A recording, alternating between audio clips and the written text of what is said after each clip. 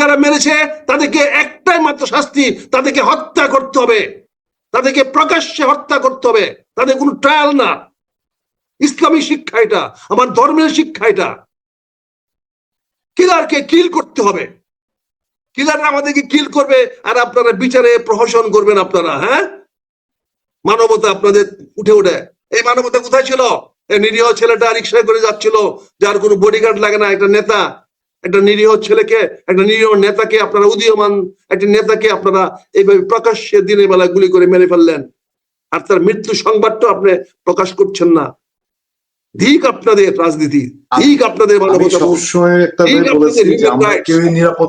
আপনাদের ধর্মীয় চেতনা, ধিক আপনাদের ইসলামিক চেতনা। আমি ধিক জানাই এই চেতনাকে। হাদির কিলিং মিশন কতটা ভয়ঙ্কর সেটা তো বলার অপেক্ষা রাখে না। এটা প্রকাশ্য দিবালোকে ব্ল্যাঙ্ক শুট করে কত বড় ঝানু, মানে পয়েন্ট শুটার হইলে পরে এরকম ভাবে একদম যেখানে কানের নিচে গুলি করে মারা খুব সহজ। একটা লোক শিওর মারা যাবে, যে জায়গায় আঘাত করলে পরে শিওর মারা যাবে, যাতে কোনো নিশ্চিত, একদম শতভাগ নিশ্চিত করে যে গুলিগুলা করা হয়। স্নাইপার শুটার বলো বা কিলার যারা বলো, প্রফেশনাল কিলার যারা বলো, তারা কিন্তু এইভাবেই করে এবং তারা কখনো টার্গেট মিস করে না। তো এখানে আমরা দেখতে পাচ্ছি যিনি শুটার, যারাই শুটার, যে পক্ষেরই হোক, এই শুটাররা অত্যন্ত দক্ষতার সঙ্গে, বিচক্ষণতার সঙ্গে এবং দ্রুততার সঙ্গে তারা তাদেরকে টার্গেটকে গান ডাউন করে ফেলেছে। এবং এটা এখানে একটা ত্রিভুজ প্রেম সৃষ্টি হয়েছিল ঢাকা ৮ আসনকে নিয়ে। এই ত্রিভুজ প্রেমের বলি হতে যাচ্ছেন আমাদের অন্যতম একটি বিজয়ী প্রার্থী, যার বিজয় প্রায় সম্ভাবনা ছিল প্রায় শতভাগ। সেই বিজয়ের প্রার্থীটাকে আজকে আমরা মাঠ থেকে সরিয়ে দিলাম। এটা কার পক্ষে গেছে, কে এটা করাতে পারে, এটা সময় বলে দেবে। এখানে আমি সকালবেলা দুপুরের অনুষ্ঠানে তোমাকে বলেছিলাম যে ঢাকা রমনা মেট্রোপলিটন পুলিশের ডিসি সাহেব যে বক্তব্য দিয়েছেন, যে উদাসীন বক্তব্য দিয়েছেন, তাতে কিন্তু তার পক্ষে সে জানে যে এটার সঙ্গে যারা জড়িত তাদের গায়ে হাত তোলার মতো বা তাদের দিকে অঙ্গ নির্দেশ করার মতো ক্ষমতা ডিসি সাহেবের নাই। তাই ডিসি সাহেব অবলীলা করে বলেছে, আমি শুনতে পেরেছি এবং সেখানে লোক পাঠিয়েছি।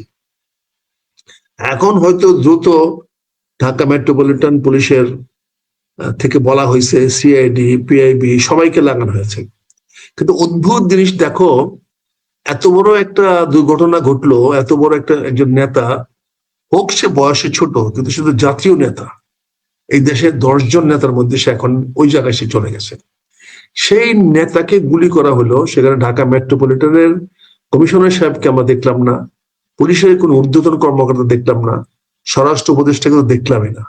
যেখানে যাদের যাওয়া উচিত ছিল, সেখানে তার চিকিৎসা নিশ্চিত করার জন্য যেখানে ডক্টর ইউনূস সাহেব নির্দেশ দিয়েছেন, আহ্বান জানিয়েছেন এবং একটা নির্দেশ দিয়েছেন ব্যবস্থা গ্রহণ করার জন্য, গ্রেফতার করার জন্য আসামিদেরকে, সেখানে পুলিশের তৎপরতা কি যথেষ্ট? এই পর্যন্ত কি আমরা সেটা দেখতে পাচ্ছি? এবং কি অদ্ভুত ভাবে, কি সুন্দর ভাবে সরকার মৃত্যু খবরগুলোকে ধামাচাপা দেওয়ার জন্য উস্তাদ হয়ে গেছে। এত বেশি ঝানু হয়ে গেছে, সে মৃত্যুগুলোকে কিভাবে সময়টাকে তার ইচ্ছা মতো প্রলম্বিত করতে পারে, তার একটা প্রমাণ আমরা পেয়ে গেলাম। আজকে হাদির দেহটাকে ঢাকা মেডিকেল কলেজ হাসপাতাল থেকে স্থানান্তর করে নিয়ে আসা হয়েছে এবার কেয়ার হাসপাতালে, এবং সেখানে যে ডাক্তার অপারেশন করেছে, যে ডাক্তার উপস্থিত ছিলেন, সেই ডাক্তারের বক্তব্য কিন্তু আজকে আমরা ফেসবুকে দেখতে পাচ্ছি, এটা ভাইরাল হয়েছে। কারণ সেই ভদ্রলোক সত্য বলছেন মিথ্যা বলছেন জানি না, কিন্তু ফেসবুকে আমরা দেখেছি। আবার ফেসবুকে দেখলাম তারেক রহমান সাহেব 25শে ডিসেম্বর লন্ডন থেকে দেশে ফিরছেন, পরিষ্কার করে বলতেছেন। নিউজ হেডলাইনে কি আসতেছে? 25শে ডিসেম্বর লন্ডন থেকে ঢাকায় ফিরতেছেন। তো লন্ডন থেকে ঢাকায় ফিরতে তো একদিন সময় লাগবে, কবে রওনা দিবেন, কখন রওনা দিবেন সেটা উনি বলেন নাই। আর সবচেয়ে মজার ব্যাপার হলো আমাদের তারেক রহমান সাহেব নিজে ভেরিফাইড ফেসবুকে বলেছেন তিনি কেন দেশে আসতে পারেন নাই। তাহলে কি এতদিন কি আমাদের সম্মানিত মহাসচিব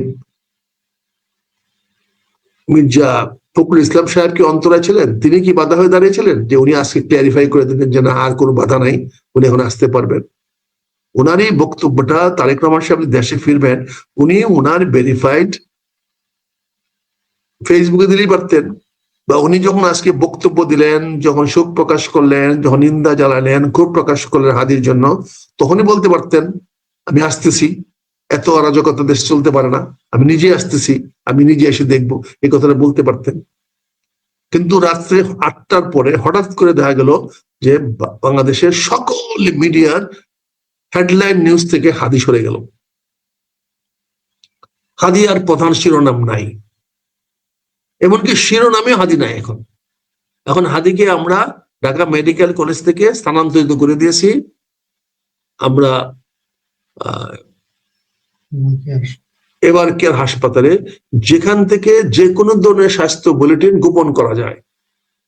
এবার কেয়ার হাসপাতাল প্রমাণ করেছে তারা সরকারের স্বার্থে, সরকারি অঙ্গলনে যে কোনো ধরনের চিকিৎসা তথ্য গোপন করতে তারা পারদর্শী, এবং তারা রেকর্ড সৃষ্টি করেছে যে তাদের ভিতরে খবর বের করার মতো ক্ষমতা কারণ নাই। কোনো শক্তি সেখান থেকে রোগীর সত্যিকার অবস্থাটা কি সেটা বের করতে পারবে না। একইভাবে হাদিকেও সেই গোপন জায়গায় ঢুকিয়ে দেওয়া হলো, যেখান থেকে আমরা আর তার সম্বন্ধে কোনো খবর জানতে পারবো না। ঠিক তার পাশাপাশি সরকার একটা খবর দিয়ে দিল যে তারেক রহমান সাহেব দেশে ফিরে আসতেছেন। তার সঙ্গে আরেকটা খবর দিয়ে দেওয়া হলো যে জুবাইদুর রহমান হাদির স্ত্রীর সঙ্গে দেখা করে সমবেদনা জানিয়েছেন। বিষয়টা হেডলাইন কোথায় চলে যাচ্ছে, খবরগুলা কোথায় স্থানান্তরিত হয়ে যাচ্ছে। মানুষ তখন জানতে চায় হাদির কি অবস্থা, হাদি কি অবস্থা, সে ভালো হবে না মন্দ হবে, তার চিকিৎসার কি অবস্থা। এই জন্য সারা বাংলাদেশে মানুষ উদ্গ্রীব, দল মত নির্বিশেষে সবাই উদ্গ্রীব যে হাদির কি হলো, এবং হাদিরকে যারা হত্যা করতে চেয়েছে বা হত্যা করেছে তাদের কি ধরা হয়েছে, তদন্তের খবর কি, এইগুলা জানতে চায়। কিন্তু সেই খবরগুলাকে চাপা দিয়ে হঠাৎ করে একটা খবর নিয়ে আসা হলো কি তারেক রহমান ফিরবেন 25শে ডিসেম্বর। আরে তারেক রহমান তো বাংলাদেশে কবে ফিরবেন না ফিরবেন এখন এটা প্রাসঙ্গিক নয়। এখন তো নির্বাচনের তারিখ ঘোষণা হয়ে গেছে। তারেক রহমান দেশে আসলেও নির্বাচন হবে, না আসলেও নির্বাচন হবে। তারেক রহমান আসা না আসা এখন একটা দলীয় সিদ্ধান্ত, এটা দলীয় নিউজ হতে পারে, এটা দলের ব্যাপার, এটা সার্বজনীন না, এটা অন্যান্য রাজনৈতিক দলের কাছে এটা কোনো গুরুত্ব বহন করে না। কিন্তু সেই নিউজটা আজকে সমস্ত মিডিয়াতে হেডলাইন। তার মানে মিডিয়া কাদের কন্ট্রোলে আছে? যারা ওই ট্রিগারটা টিপেছে, যাদের নির্দেশে ওই কিলার হাদির কানে নিচে গুলি করেছে, ঠিক ওরাই আজকে সমস্ত মিডিয়াকে কন্ট্রোল করতেছে। তারাই আজকে এবার কেয়ার হাসপাতালকে নিয়ন্ত্রণ করতেছে। তারাই সেখানকার খবরগুলাকে ধামাচাপা দিয়ে মিথ্যা অসত্য স্বাস্থ্য বুলেটিন প্রকাশ করতেছে, এবং তারাই হেডলাইন তৈরি করে দিচ্ছে এখন কি হেডলাইন হবে কি হেডলাইন হবে না। তারেক রহমান 25শে ডিসেম্বর দেশে ফিরে আসার সম্ভাবনা আমার কাছে এখনো শূন্য মনে হয়। কারণ যদি উনি সত্যি দেশে ফিরে আসতেন তাহলে তো এই বক্তব্যটা ওনার দেওয়ার কথা, বিরোধ দর্পে বলার কথা, হ্যাঁ আমি দেশে আসতেছি। আর আসতে হলে 12 দিন সময় লাগবে কেন? তারেক রহমানের টিকিট কিনে আসা তো এটা তো 24 ঘন্টার ব্যাপারও না। উনি আজকে টিকিট চাইলে আজকে টিকিট পাবে। বাংলাদেশ বিমানে আসতে পারে, অন্য এয়ারলাইনে আসতে পারে, ব্রিটিশ এয়ারওয়েজে আসতে পারে, আমিরাতের এয়ারওয়েজ আসতে পারে, সৌদি এয়ারলাইনে আসতে পারে। লন্ডন থেকে তো শত শত ফ্লাইট বাংলাদেশের দিকে আসতেছে। হয়তো কোনোটা ফ্লাইটে কুয়েতে নামতে হবে, কোনোটা ফ্লাইট কাতারে নামতে হবে, কোনোটা ফ্লাইট হয়তো দুবাইতে নামতে হবে। তো উনি সেখান থেকে ইজিলি যে কোনো কানেক্টিং বাংলাদেশের ফ্লাইট আছে, এমনকি সিঙ্গাপুর হয়েও তিনি আসতে পারেন। উনি বাংলাদেশে ঢাকা শহরে 12 ঘন্টার মধ্যে পৌঁছার মতো যোগাযোগ ব্যবস্থা লন্ডন থেকে আমাদের যথেষ্ট পরিমাণে আছে। তিনি যদি দেশে আসতে চান, আসতে সিদ্ধান্ত নিয়ে থাকেন, তিনি তো কালকে আসতে পারতেন, পরশু আসতে পারতেন। ওনার ওখানে কি আছে যেগুলা উনি পরে গিয়ে গুছাইতে পারবেন না?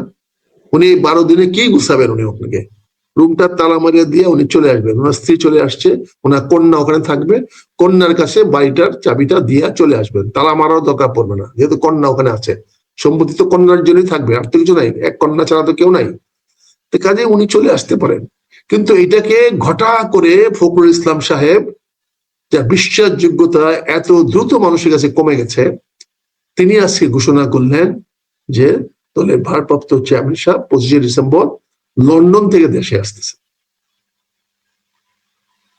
তাহলে এটা দিয়ে আজকে এই খবরের হেডলাইন গুলা সরাই দিলেন কেন? কেন হাদির সেকেন্ড লাইনও না, হাদির শিরোনাম হারিয়ে গেল? কেন বিভিন্ন টেলিভিশন থেকে হাদির শিরোনাম হারিয়ে গেল? এটা কি আমার রাজনীতিবিদরা একটু খেয়াল করে দেখবেন? এটা কি আমার হাদির পক্ষের লোকেরা খেয়াল করে দেখবেন? এটা কি শিবির বলেন, জামাত বলেন, এনসিপি বলেন, বিএনপি বলেন, আপনারা কি একটু তলায়া দেখবেন কি কারণে হাদির নিউজটাকে ডার্ক করে ফেলা হলো? কেন হাদির নিউজটাকে ব্ল্যাকআউট করে দিয়ে সেখানে তারেক রহমানের দেশে ফেরার নিউজটাকে অন্যতম প্রধান শিরোনাম হিসেবে নিয়ে আসলো? এতে কি ডালমে কুছ কালা মনে হচ্ছে না? এতে কি সরকার এবং একটি বিশেষ বাহিনী বা একটা গুপ্ত বাহিনীর কাছে বাংলাদেশ কিভাবে নিয়ন্ত্রিত হচ্ছে এটারই কি প্রমাণ আসছে না? এই যে আমি কথাগুলা বলছি, আমি বেঁচে থাকবো পারবো কিনা, আমার উপরে এরকম গুপ্ত আঘাত আসবে কিনা, আমি সম্ভাবনা উড়িয়ে দিচ্ছি না, কিন্তু আমি শঙ্কিত নই, আমার উপরে আসতে পারে। এবং আসলে ওই গুপ্ত ঘাতকেরাই করবে। এই গুপ্ত ঘাতক যারা হাদির উপরে গুলি চালিয়েছে তারাই আমার উপরে গুলি চালাবে। কোন রাজনৈতিক দল চালাবে না, ছাত্র শিবির চালাবে না, জামাত চালাবে না, এই এনসিপি চালাবে না, বিএনপি তো চালানোর প্রশ্নই ওঠে না। কাজেই এই গুপ্ত ঘাতকদেরকে যদি আপনি না ধরতে পারেন, গুপ্ত ঘাতকদের সঙ্গে এই সরকারের একটা আনহোলি অ্যাটাচ আছে, একটা অত্যন্ত অপবিত্র সম্পর্ক তারা গড়ে তুলেছেন, একটা ইলিসিট রিলেশনশিপ গড়ে তুলেছেন, যেটা জাতির জন্য ভয়ঙ্কর, বিপজ্জনক। এটার থেকে যে কোনো ভাবে হোক সরকারকে তার অবস্থান পরিবর্তন করতে হবে, নাহলে সরকার কিন্তু দেশটাকে গৃহযুদ্ধের দিকে ঠেলে নিয়ে যাচ্ছে। এখানে একটি উগ্র একটি গোষ্ঠীর কাছে, ধর্মীয় গোষ্ঠী না, একটা উগ্র গোষ্ঠীর হাতে, একটা কিলার গ্রুপের হাতে দেশটাকে তুলে দেওয়ার চেষ্টা করা হচ্ছে। এখানে ডাকসুর ভিপি যে কথাটা বলেছেন ঢাকা শহরকে ক্লিন করবেন, আমি ওনাকে ওয়েলকাম জানাই। আমি চাই উনি সেই ক্লিন করার মুভমেন্টে আজ থেকে মাঠে নেমে পড়ুক। আমি ওনার সঙ্গে থাকবো, সহায়তা করব। কে কি বলে আমি জানি না। উনি যদি ঢাকাকে সন্ত্রাস মুক্ত করেন, উনি যদি ঢাকাকে চাঁদাবাজ মুক্ত করতে পারেন, উনি যদি ঢাকাকে দখলবাজ মুক্ত করতে পারেন, সে যারাই করে থাকুক, আমি ওই ডাকসুর ভিপি সাহেবের নাম মনে থাকে না আমার, সাদিক কি, সাদিক কায়ুম, সাদিক কি জানি, আমি তার পাশে থাকবো। আমি আহ্বান জানাচ্ছি, আপনার তো শক্তি আছে, আপনি তো জানেন আপনার শক্তি কতটুকু। আপনার ডাকসুর ভিপি, সকল তরুণ সমাজ, ঢাকা শহরের সকল তরুণ সমাজ আপনার সঙ্গে আছে। আপনি এখনই আজকে রাত থেকে শুরু করে দেন না ঢাকা শহরে শুদ্ধি অভিযান, পুলিশ সহযোগিতা করবে, সেনাবাহিনী সহযোগিতা করবে, সবাইকে নিয়ে ঢাকা শহরে অবৈধ অস্ত্র উদ্ধার করার পিছনে নামেন না। চাঁদাবাজ, দুর্নীতিবাজ, অস্ত্রবাজ, সন্ত্রাসীদেরকে দূর করার জন্য আপনি আজকে নেমে যান না মাঠে, সেনাবাহিনীকে সাথে নিয়ে আপনি নেমে যান। বিএনপি তো বলে দিচ্ছে ছাত্র দলকে বলছে সহযোগিতা করতে, ছাত্র দলের 2 নেতাও আপনার সঙ্গে সঙ্গে সহানুভূতি জানিয়েছে, সহমর্মিতা জানিয়েছে, হাদির কিলিং এ নিন্দা জানিয়েছে, ক্ষোভ জানিয়েছে। আপনি সবাইকে নিয়ে মাঠে নামেন না। সময় অপেক্ষা কেন? কিসের জন্য অপেক্ষা করছেন? কার জন্য অপেক্ষা করছেন? আজকে রাত্রে বসেন, এখন তো মাঝে মাত্র 11:15, আজকে রাত্রে বসেন, কালকে সকাল থেকে শুরু করেন, কালকে না পারেন 13 তারিখ থেকে শুরু করেন। আজকে তো 12 তারিখ, 13 তারিখ রাত থেকে শুরু করেন, 12 তারিখ দেওয়ার মতো রাত থেকে আমরা শুরু করেন। সেনাবাহিনী তো প্রস্তুত, সেনাবাহিনী তো মাঠে আছে। আপনারা শুধু নির্দেশ দেন, যার কাছে অস্ত্র আছে তাকেই আপনারা ধরেন, তাকেই গুলি করেন, দরকার পড়লে গুলি করে তাকে মারেন। এই নির্দেশটা দেন না সেনাবাহিনীকে, পুলিশ বাহিনীকে দেন না। যাদের কাছে অবৈধ অস্ত্র আছে তারা যদি অস্ত্র সারেন্ডার না করে 24 ঘন্টা সময় দেন, তাহলে তাদের অস্ত্র সমেত, অস্ত্র সারেন্ডার না করলে সে অস্ত্রের বিনিময়ে অস্ত্র ব্যবহার করবেন, এরকম একটা দায়িত্ব, এমন একটা অঙ্গীকার, এমন একটা ছাড়পত্র আপনি পুলিশকে, সেনাবাহিনীকে দেন না। আমি অনুরোধ করব কায়েম সাহেবকে, আমি অনুরোধ করব ডাকসুর বিপি সাহেবকে, এই নেতৃত্ব আপনি দেন, আমরা আপনার সঙ্গে আছি। আপনি নির্দেশ দেন, অবৈধ অস্ত্রধারীকে শুধু গ্রেপ্তার না, প্রয়োজনে যারা হত্যা করেছে হাদিকে, হাদির হত্যার বিনিময়ে হত্যা, তাদেরকে হত্যা করেন, এরকম নির্দেশ দেন না। ইসলামে তো অ্যালাউড, ইসলামে তো এটা স্বীকার করে, আমাদের ধর্মে তো স্বীকার করে কিলারকে কিল করতে হবে, এটাই তো ইসলামের শিক্ষা। আজকে আপনি কিলারকে দমন করার জন্য আপনি দেন না। কাদের কাছে অস্ত্র আছে?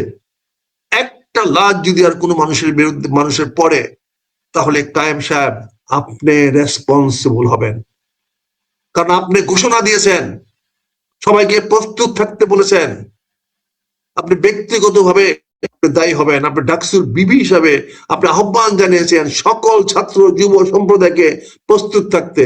আমি বৃদ্ধ মানুষের প্রস্তুত, আমি তো ছাত্র যুবক মধ্যে পড়ি না, কিন্তু ছাত্র যুবকদের পিতা হিসাবে, দাদা হিসাবে আমি প্রস্তুত। আপনি ডাক দেন, আহ্বান জানান, আপনার পাশে আমাকে পাবেন। ডাকসুর বিপি, আপনি যে কথাটা বলেছেন ফালতু বলেন নাই, অপ্রয়োজনে বলেন নাই, অযথা বলেন নাই। আপনার প্রতিটা কথার পিছনে যুক্তি আছে, প্রয়োজন আছে, চাহিদা আছে। আপনি অনেকটা যে কথাটা বলেছেন সেই কথাটা আপনি সিরিয়াসলি নেন, আর যদি না নেন তাহলে বলবো যে আপনি অন্য কিছু ইঙ্গিত করছেন, না হলে বলবো আপনি হয়তো কারো না কোন জন্য আপনি হয়তো এমনও অনেকে বলতে পারে এইটার পিছনে আপনারও কোনো হয়তো দায় দায়িত্ব ছিল, বা আপনারও কোনো ইঙ্গিত ছিল, সেটাকে অন্যদিকে ঘুরে দেওয়ার জন্য আপনি এত বড় আহ্বান জানিয়েছেন। আজকে আপনাকে পরিষ্কার করতে হবে, আপনার অবস্থানকে পরিষ্কার করতে হবে। আপনি আপনার দলটাকে, জামাত ইসলামকে আজকে হুমকির মুখে ফেলে দিলেন। আজকে আপনার দায়ভার জামাত বহন করতে হবে, কারণ আপনি জামাতের একজন শুভাকাঙ্ক্ষী, জামাত একজন আপনার কি বলে আপনার একজন প্রমোটার। জামাত আপনাকে লালন পালন ধারণ করে। আপনি ডাকসুর বিপিন হয়েছেন, জামাত আপনার জামাতের সমর্থনে, জামাতের সহযোগিতায়, ছাত্র শিবিরের সহযোগিতায় আপনি ছাত্র শিবিরকে চ্যালেঞ্জের মুখে ফেলে দিচ্ছেন, ছাত্র শিবির যে গ্রহণযোগ্যতা চ্যালেঞ্জের মুখে ফেলে দিচ্ছেন। কাজে ডাকসুর বিপি, আপনাকে অনুরোধ করবো, আপনি যে ডাক দিয়েছেন, যে আহ্বান জানিয়েছেন, সেই আহ্বানটা আপনি কার্যকরী করেন। আপনি আজ থেকে মাঠে নেমে যান। যদি আমার কাছে অবৈধ অস্ত্র থাকে, আমার উপরে অ্যাকশন নেন। আমি যদি চাঁদাবাজ হয়ে থাকি, আমার বিরুদ্ধে অ্যাকশন নেন। আমি যদি দখলবাজ হয়ে থাকি, আমার বিরুদ্ধে অ্যাকশন নেন। কিন্তু আপনাকে দেখাইতে হবে, কারো না কারোর উপরে অ্যাকশন শুরু করতে হবে। আপনি দেশের ছাত্র যুবকদের, ঢাকা মহানগরে সবাইকে ডাক দিয়েছেন, এই ডাক কার্যকরী করা আপনার, তাহলে আপনার বক্তব্য ফানুস হয়ে যাবে, বুমেরাং হয়ে যাবে। আপনার বক্তব্য আপনার দলের জন্য গলার কাটা হয়ে দাঁড়াবে। মানুষ কিন্তু এখন এত বোকা না, মানুষ কিন্তু এখন সবকিছু জানতে চায়, বুঝতে চায়, প্রতিটা মানুষ চুল চেরা বিশ্লেষণ করতে চায়। মানুষ কিন্তু এমন কোনো জিনিস নাই যে মানুষটা কিছু বললেই বিশ্বাস করে। এই যে তারেক রহমান দেশে আসবে, আপনি হিসাব করে দেখেন, বাংলাদেশের 1% লোক, লেস দেন 1% লোক বিশ্বাস করে না যে তারেক রহমান সাহেব 25শে ডিসেম্বর বাংলাদেশে আসবে। আসলে পরে হয়তো বিশ্বাস করবে। এটা তারেক রহমানকে প্রমাণ করতে হবে, মির্জা ফখরুল ইসলামকে প্রমাণ করতে হবে 25শে ডিসেম্বর তারেক রহমান সাহেবকে দেশে আসার পরে বলতে হবে হ্যাঁ উনি দেশে আসছেন। এর আগে বাংলাদেশের 1%-এর চেয়ে কম মানুষ বিশ্বাস করে না যে তারেক রহমান সাহেব দেশে আসবেন। তেমনি কায়েম সাহেব, আপনি যদি এবার পিছায়া যান, আপনি যে ঘোষণা দিয়েছেন, যে আহ্বান জানিয়েছেন, তা যদি কার্যকর না করেন, তাহলে আপনিও বাতকা বাত, আপনিও কথার ফানুস উড়াচ্ছেন, কিন্তু কোনো কিছু করার ক্ষমতা আপনি রাখেন না। আপনিও একটা কথার ভাগ হয়ে যাবেন, আপনিও মানুষের কাছে অন্যভাবে পরিচিতি লাভ করবেন। আপনি ডাকসুর বিপি হয়েছেন, আপনার দায় দায়িত্ব এবং অনেক বেশি। আপনি শুধু জননেতা নন। আপনার কথার সাথে আমি সম্পূর্ণ একমত, এই জন্য ইন্টারফেয়ার করছি। কিন্তু সাদেক কায়েম যখন বলছে ছাত্র জনতাকে আবার বের হয়ে আসতে হবে, আপনি সাদা চোখে দেখছেন যে অস্ত্র উদ্ধারে একজন ডাকসুর ভিপি তিনি হলে হলে ঘোষণা দিচ্ছেন, কিন্তু যেদিন এই হাদির ঘটনাটা ঘটলো, তো এটাকে তো মানুষ অন্য চোখেও দেখতে পারে। আপনি এর আগে আশঙ্কার কথা বলেছিলেন যে কোনো একটা পক্ষ আবার কোনো বিপ্লব, পাল্টা বিপ্লব বা অভ্যুত্থান তাদের পছন্দ যদি না হয় দেশের অবস্থা করতে পারে। এটা একটা আরেকটু আপনার কাছ থেকে জানতে চাই। আরেকটা হলো আপনার নজর দিতে চাই, আমি অনেক দর্শককেও বলছি, আপনি সোশ্যাল মিডিয়াও দেখছেন যে আমাদের দেশে শুধু কাদা ছোড়াছুড়ি। ধরেন বিএনপির লোকজন দোষ দিচ্ছে জামাতকে, জামাতের লোকজন দোষ দিচ্ছে বিএনপি কে হাদির ঘটনায়, বা কেউ কেউ দোষ দিচ্ছে আওয়ামী লীগকে, আবার কেউ কেউ দোষ দিচ্ছে সরকারকে, যে সরকারের কোনো অংশের কাজ। মানে এই যে দোষারোপের রাজনীতি, এতে করে কি আসল মানে তারাই কেউ ইনভলভ হতে পারে নাকি আসল যে ভেতরে আর সেই গুপ্ত ঘাতক সে পার পেয়ে যেতে পারে? তুমি তো একজন সিনিয়র সিজন সাংবাদিক, তুমি বলো তো গত 1 ঘন্টা বা 2 ঘন্টা ধরে টেলিভিশনের নিউজে হেডলাইনে শিরোনামে কি হাদি আছে? তুমি একটা গ্ল্যান্স দেখো তো, কোনো একটা টিভি চ্যানেলে দেখো তো হাদির নিউজটা শিরোনামে আছে কিনা। সেখানে 2টা শিরোনাম চলতেছে, একটা হলো তারেক রহমান সাহেব 25 তারিখে আসবেন বাংলাদেশে, আরেকটা হলো ওনার স্ত্রী জুবাইদুর রহমান হাদির স্ত্রীর সঙ্গে দেখা করতে গিয়ে সহানুভূতি সহমত জানিয়েছেন। এছাড়া হাদির কোনো নিউজ আছে? তাহলে তুমি সরকারকে কি করে তুমি দায়মুক্ত? সরকারের নিয়ন্ত্রণ তো মিডিয়া এখন, তাহলে মিডিয়াতে এই খবরগুলা কি করে ব্ল্যাক আউট হয়ে গেল? কি করে হাদির খবরগুলো সমস্ত মেইন লাইন মিডিয়া থেকে ব্ল্যাক আউট হয়ে গেল? আজকে যদি তোমাদের মতো ইউটিউব না থাকতো, ফেসবুক না থাকতো, তাহলে তো এই হাদিকে হাদি বলে কেউ আসে কিনা পৃথিবীতে, ছিল কিনা কোনোদিন, এইটাও তো কেউ প্রশ্ন করার মতো ছিল না। ওরা লিখে দিত হাদি বলে কোনো লোক ছিল না, এটা হাদি বলে কেউ কোনো গুলি খায় নাই, হালি বলে ঘটনা ঘটে নাই, এটা একটা ভুল তথ্য দেওয়া হয়েছিল, ভুল নিউজ দেওয়া হয়েছিল। আসলে আপনারা এটা জানেন না। এরকম নিউজ দিলেও তো মানুষ সেটা নিয়ে মেনে নিতে বাধ্য হবে, এখন যেরকম পরিবেশ পরিস্থিতি সৃষ্টি হয়েছে। তাহলে 2 ঘন্টা ধরে টেলিভিশনের শিরোনামে কেন হাদির কোনো সংবাদ নাই? এটা কি তুমি এত খেলো করে দেখলে হবে? এত হালকা করে দেখলে হবে? এই জন্য তো আমি বলছি সাদেক কায়েমকে, সাদেককে, যে আপনি যে আহ্বান জানিয়েছেন সে আহ্বান যথার্থ, সঠিক এবং সত্য। এখন আপনাকে সেটা বাস্তবায়ন করতে হবে। আপনাকে বাস্তবায়ন করার জন্য আমি প্রস্তুত, আমরা প্রস্তুত, সরকার প্রস্তুত, সেনাবাহিনী প্রস্তুত, পুলিশ প্রস্তুত, দেশের তাবৎ বাহিনী প্রস্তুত, ছাত্র দল প্রস্তুত এবং অন্যান্য রাজনৈতিক দলগুলো প্রস্তুত। আপনি সে নেতৃত্ব দেন, আপনি ঘোষণা দেন যে হ্যাঁ, কিলারকে কিল করতে হবে, কিলারকে যে কোনো অবস্থা থেকে ধরে নিয়ে আসেন, তার শাস্তি ইসলামিক মোতাবেক তার শাস্তি হবে। আপনি সেটা বলেন, সেই বক্তব্য আপনি দেন, আপনি সেখানে আসেন, আপনি দলটাকে, নিজের দলটাকে, আজকে জামাতকে যেখানে আমরা একটা মডারেট দল হিসাবে আমরা জনগণের সামনে তুলে ধরার চেষ্টা করতেছি, সেখানে যদি আপনারা তাকে আবার এই পঙ্কিল জায়গায় নিয়ে যান, আবার কাদা ছোড়াছুড়ি জায়গায় নিয়ে যান, আবার যদি জামাতের গায়ে কালিমা লেপন করতে চান, তাহলে এর দায়ভার কে নেবে?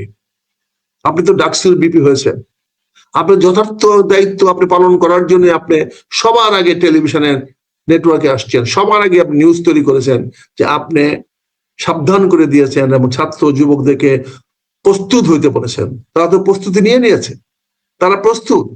একটা যুদ্ধে যাওয়ার জন্য সৈনিকদের 6 ঘন্টার বেশি প্রস্তুত লাগে না, 3 ঘন্টার মধ্যে যে কোনো ইনফ্যান্ট্রি ব্যাটালিয়ন যুদ্ধে যাওয়ার জন্য তৈরি হয়ে যেতে পারে, গাড়িতে উঠে পড়তে পারে। কাজে সেখানে আপনি 6 ঘন্টা নিয়ে নিছেন, আরো 6 ঘন্টা সামনে আছে, আপনি আরো 12 ঘন্টা সময় নেন। আগামীকাল রাত্রে 13 তারিখ ভোরবেলা থেকে আপনি সারা বাংলাদেশে এই অবৈধ অস্ত্র, চাঁদাবাজ, দুর্নীতিবাজ, সন্ত্রাসবাদ নির্মূল করার আন্দোলনের ডাক দেন। আপনি অভ্যুত্থানের কথা বলেছেন, আপনি সে অভ্যুত্থানের ডাক দেন, সে অভ্যুত্থানের নেতৃত্ব আপনি দেন, আমরা আপনার সঙ্গে আছি। নাহলে আপনি এই কথার ফানুস দিয়ে কিন্তু দায়ভার আপনি নিয়ে নিলেন, আপনি কিন্তু প্রকান্তরে স্বীকার করে নিলেন, হাদির মৃত্যুর দায়ভার কিন্তু আপনি মাথায় পেতে নিয়ে নিলেন। আমরা বলি নাই, জনগণ বলছে। আপনার এই বক্তব্যের মাধ্যমে প্রমাণিত হচ্ছে আপনার বিশ্বস্ত অনুগত কোনো একটি লোক, কোনো একটি বাহিনী বা কোনো একটি অংশ হয়তো এই কাজটা করেছে, যাদের কাছে পুলিশ পৌঁছতে পারবে না, যাদের কাছে কোনো তদন্ত কর্মকর্তা যেতে পারবে না, যাদেরকে কোনো তদন্ত কর্মকর্তা যেতে দেওয়া হবে না, গেলে তাদের কানেও এরকম গুলি হয়ে রাস্তায় পড়ে থাকবে। কাজেই এই জন্য ঢাকার রমনার ডিসি সেখানে যাওয়ার সাহস পায় নাই, নিজে অকুস্থলে যাওয়ার সাহস পায় নাই।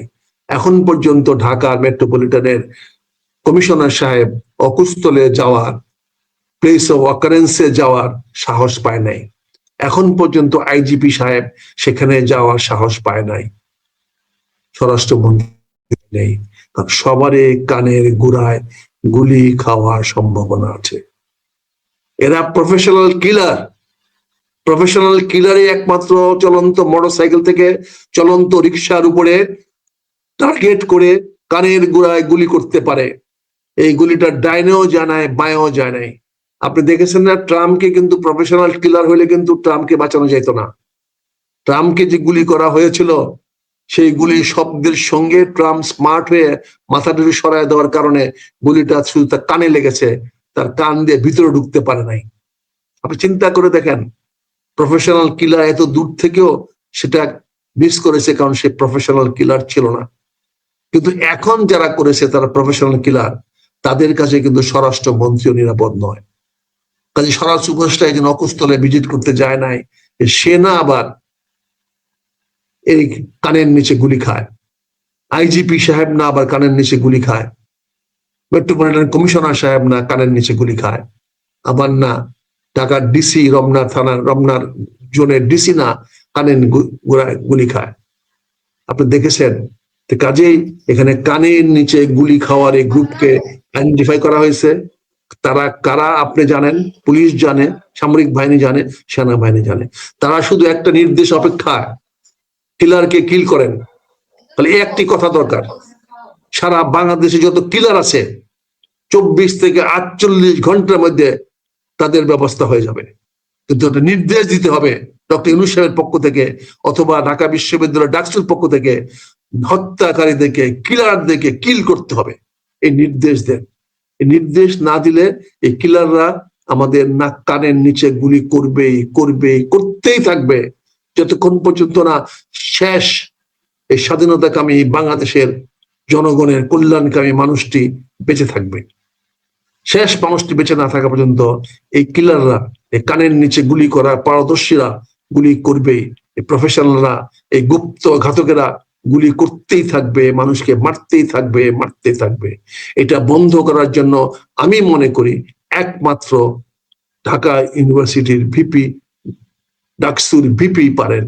ওনার দায়িত্ব, উনি আহ্বানও করেছেন, ডাকও দিয়েছেন। উনি এখন আব্বাসকে ভয় পাওয়ার কিছু নাই, বিএনপিকে ভয় পাওয়ার কিছু নাই, তিনি পরিষ্কার করে বলে দিয়েছেন। কাজে চাঁদাবাজদের সঙ্গে আমরা বলেছি, চাঁদাবাজ, অস্ত্রবাজ, সন্ত্রাসী, দখলবাজ, সবার বিরুদ্ধে আপনি অভিযান, অভ্যুত্থান শুরু করেন। আমরা আছি, আমি আছি, পুনিও থাকবে মনে হয়। কি বলে পুনিয়া, তুমি থাকবে না ভাই? আমি বরাবর এই গত 15 মাস ধরে খুবই সোচ্চার, সবসময় বলে আসতেছি, দেশের যে অবৈধ অস্ত্র 5ই আগস্টের আগে পরে এই অবৈধ অস্ত্র বাংলাদেশের শান্তি কেড়ে নিবে, এবং যে জঙ্গিরা পালিয়ে গেছে জেল থেকে এবং যাদেরকে ছেড়ে দেওয়া হয়েছে বলে অভিযোগ আছে, এদেরকে আবার ঢুকানো হোক, আর নাহলে বাংলাদেশে কেউই নিরাপদ না। সুতরাং নিরাপদ বাংলাদেশের জন্য আমরা তো যে কোনো কিছু করতেই প্রস্তুত। ভাই তুমি এটা কি বলতেছো ভাই? কিলার আমাদেরকে কিল করবে, কিলার আমাদেরকে কিল করবে। আপনি কিলার দেখে নিয়ে জেলখানায় বসে ভিআইপি মেহমান খাওয়াবেন, টেলিফোন দিবেন, তাদেরকে বিভিন্ন হোটেল থেকে ভালো ভালো খাবার পাঠাবেন, আর ওরা আমাদেরকে রাস্তায় ঘাটে রিক্সার মধ্যে গুলি করে মারবে, কানের নিচে গুলি করে মারবে। আর তুমি বলছো তাদের গ্রেফতার করতে লজ্জা করে না পুনিয়া? তোমাদের সকল প্রাণী মানবতা, মানবতা দেখাবে তোমরা কিলারদের প্রতি? তোমরা কিলারদের মানবতা দেখানোর জন্য তোমরা বড় বড় কথা বলো? হত্যার বিনিময়ে হত্যা। হাজিকে যারা মেরেছে তাদেরকে একটাই মাত্র শাস্তি, তাদেরকে হত্যা করতে হবে, তাদেরকে প্রকাশ্যে হত্যা করতে হবে, তাদের কোন ট্রায়াল না। ইসলামী শিক্ষা এটা, আমার ধর্মের শিক্ষা এটা।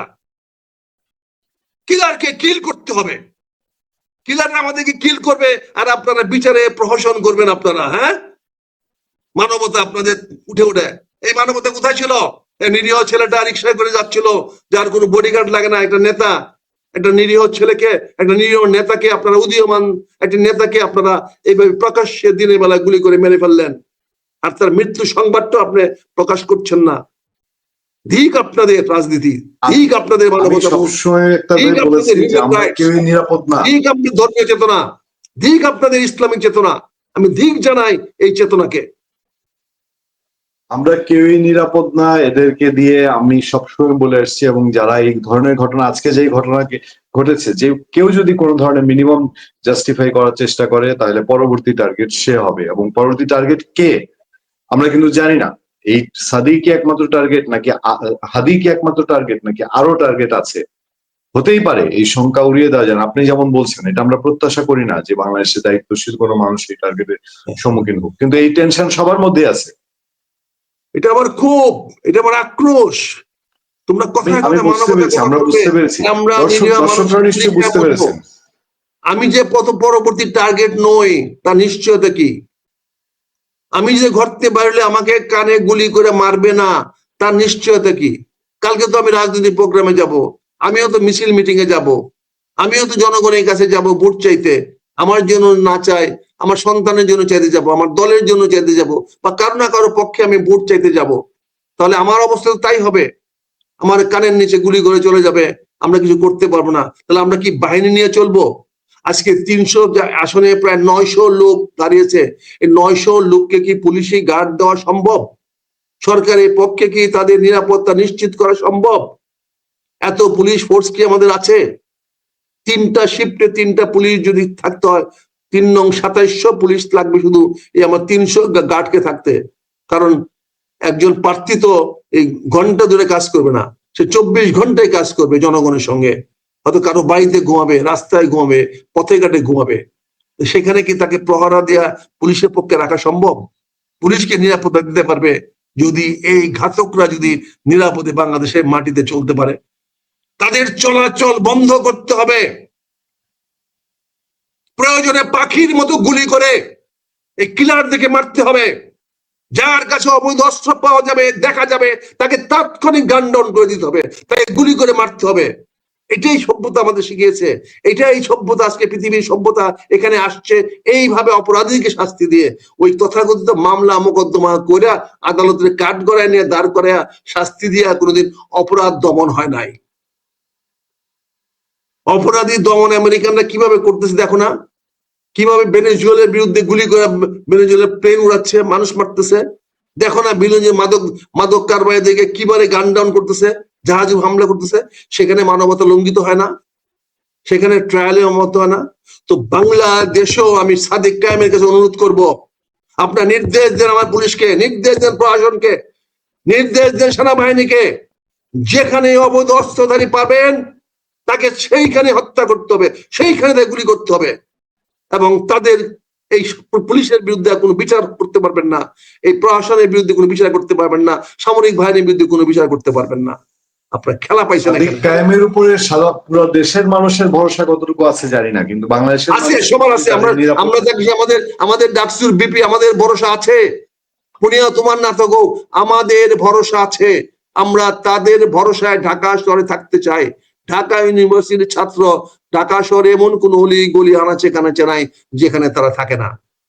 আমরা তাদের কাছে আমরা আশ্বস্ত হতে চাই। এখানে মানবতার কথা বলেন না, এখানে ক্ষমতার লড়াই না, এখানে বেঁচে থাকার লড়াই।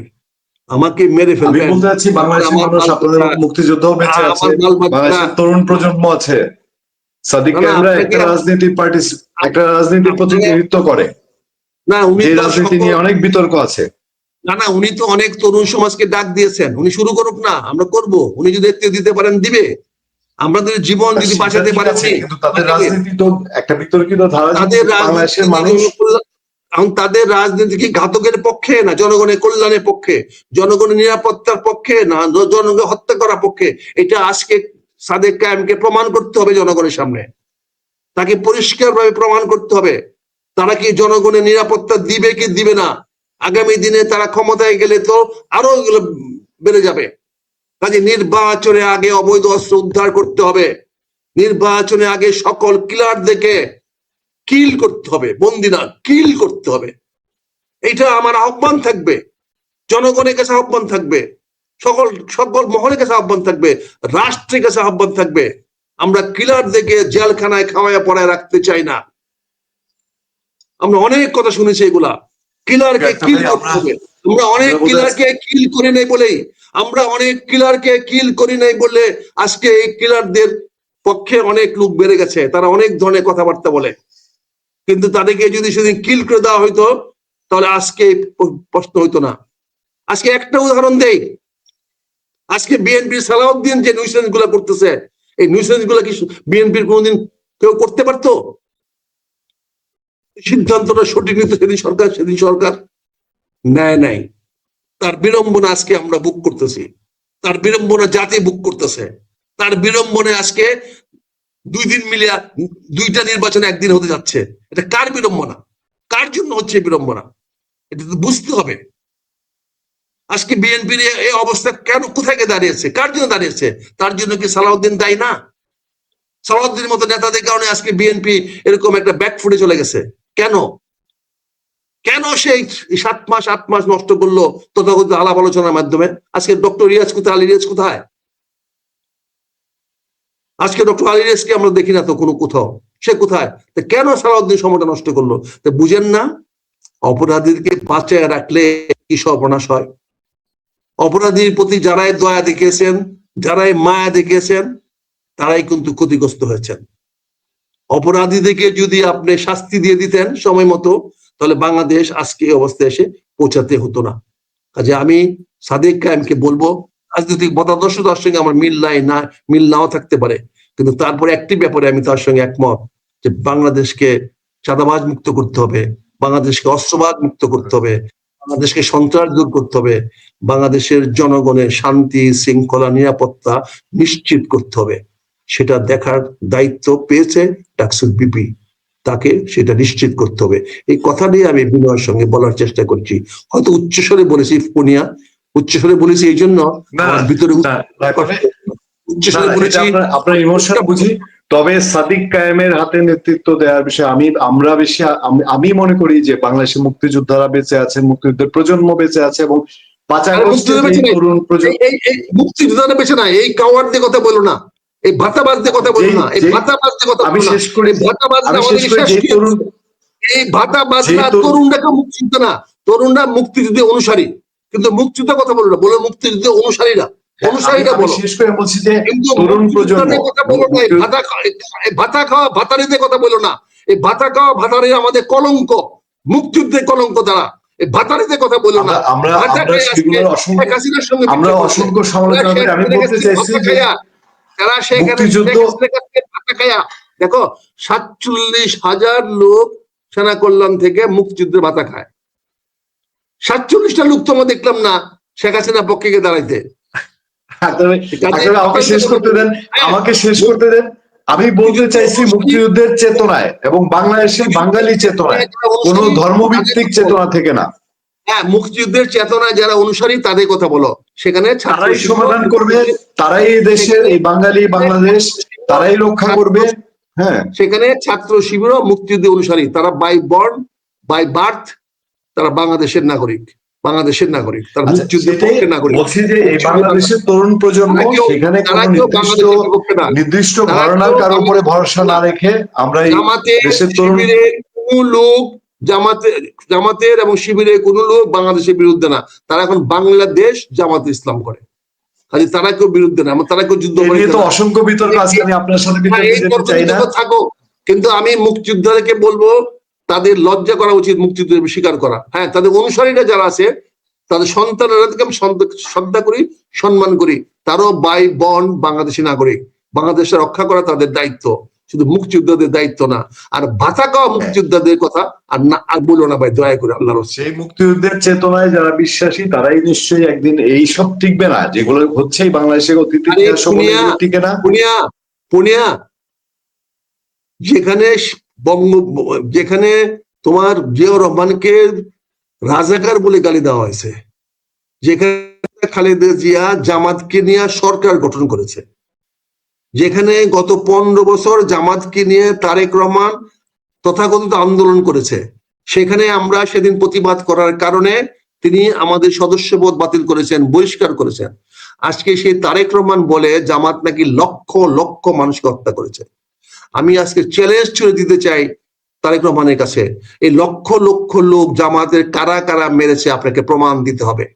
25শে ডিসেম্বর বাংলাদেশে আসার আগে সেই প্রমাণগুলো আল্লাহর রাস্তায় নিয়ে আইসেন। আপনাকে প্রমাণ দিতে হবে জামাতের কোন কোন লোক এই লক্ষ লক্ষ লোককে মেরেছে, কোন কোন লোক লক্ষ লক্ষ মা বোনের ইজ্জত নিয়েছে। আপনি যে এই যে ঢালাও বক্তব্যটা দিলেন, এইটার পক্ষে আপনি যুক্তি নিয়ে প্রমাণ নিয়ে বাংলাদেশের মাটিতে আসেন, নাহলে আপনাকে চ্যালেঞ্জ দিয়ে রাখলাম। আপনার এই প্রতিবাদে আমরা মুক্তিযোদ্ধারা আপনার এই বক্তব্যের সঙ্গে একমত নই।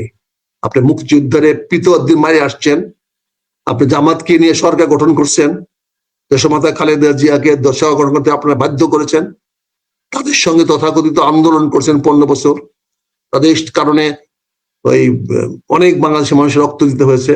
আর আজকে আইসা আপনি বলতেছেন এই জামাত ইসলাম লক্ষ লক্ষ মানুষকে হত্যা করেছে মুক্তিযুদ্ধের সময়, তারা যুদ্ধ অপরাধী। বাংলাদেশের জামাত ইসলামে এখন হাতে গোনা 1-2 যুদ্ধ অপরাধী নাই, তারা ম্যাক্সিমাম যাদের বয়স 10-15 বছর ছিল, 12 বছর ছিল, তারা কোনো অবস্থায় যুদ্ধ অপরাধী না। কাজে আপনার এই ঢালাও বক্তব্যের প্রতিবাদ আমি আজকেও করছি, তীব্র ভাষায় প্রতিবাদ করছি। দরকার পড়লে প্রয়োজনে আমি আরো প্রকাশ্যে ফোরামে আপনার প্রতিবাদ করব। আপনার কোনো অধিকার নাই, কোনো রাইট নাই জামাতকে এই কথা বলার, যে জামাতের সঙ্গে আপনি 15 বছর একসঙ্গে করেছেন, যে লন্ডন থেকে আপনি নির্দেশ দিয়েছেন দলের নেতাদেরকে জামাতের বিরুদ্ধে কথা বলবেন না, জামাত কিনে চলবেন। জামাতের বিরুদ্ধে কথা বলা দলীয় নেতাদের অপরাধ ছিল। আজকে আপনি তারেক রহমান সাহেব জামাতের বিরুদ্ধে কথা বলছেন, এটা কি আপনার অপরাধ হয় নাই? জামাতের বিরুদ্ধে কথা বলার জন্য, আন্দোলনের বিরুদ্ধে কথা বলার জন্য যদি আমি বহিষ্কার হইতে পারি, তারেক রহমান আপনি কি নিজেকে বহিষ্কার আদেশ দিতে পারেন না? আপনি কি একই অপরাধ করেন নাই? আজকে আপনি কোন দৃষ্টতায়, কোন কারণে, কি প্রয়োজনে, কার অঙ্গুলি হেলনে আজকে আওয়ামী লীগের বয়ানে আপনি কথা বলেন? আজকে আপনার উপর দোষর বাঁচতেছে, আপনি শেখ হাসিনার সঙ্গে দেখা করেছেন, কথা বলেছেন, করে আপনি নতুন একটা ষড়যন্ত্র পাকাচ্ছেন, এখানে আবার বিএনপির লোকদেরকে আপনি গুম খুনের সামনে নিয়ে যাচ্ছেন। বিএনপির লোকেরা জিয়া রহমানকে চিনে, খালেদা জিয়াকে চিনে, তারা অন্ধবিশ্বাস, তাই তারা চুপ করে থাকে, তাই তারা আপনার ডাকে এসব ঐক্যবদ্ধ হয়। আর আপনি সেখানে অসত্য মিথ্যা তথ্য দিয়ে বক্তৃতা দেন, সেখানে ভুল ভাল দিয়ে বক্তৃতা দেন। আপনি বাংলাদেশকে এনকারেঙ্গা ত্যান করেঙ্গা বলছেন, কিন্তু আজ পর্যন্ত একটি কর্মসূচি দিতে পারেন নাই। আপনি বেকারত্ব দূর করবেন কিভাবে, তার কোনো একটি উপায়ও আপনি দেখাতে পারেন নাই।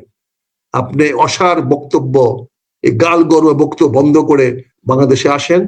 25শে ডিসেম্বর বলছেন, আপনার মহাসচিব বলছে, দেখি আপনি 25শে ডিসেম্বর তো বেশি দূরে নয়, আমরা অপেক্ষা করতে পারি, আমরা অপেক্ষা করতে জানি, আল্লাহ আমাদেরকে ধৈর্য দিয়েছে, আমরা মাসের পর মাস, বছরের পর বছর অপেক্ষা করতে পারি।